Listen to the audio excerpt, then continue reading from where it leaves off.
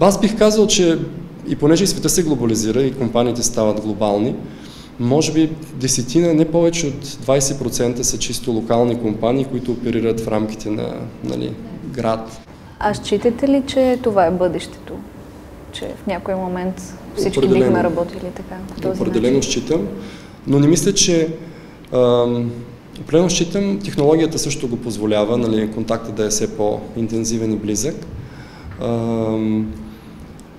Generation Y е друг фактор, тази генерация Y, която всъщност статистиката показва, че всеки 2-3 години се сменят работното място, търсят динамика, а виртуалният екип предлага по-голяма динамика от статичния. Той отговаря на техните потребности. Те в момента са най-голямата работна сила или ще станат всеки момент. То не може да се говори за огромни прогнози, но следващите 15 години със сигурност ще се работи много виртуално.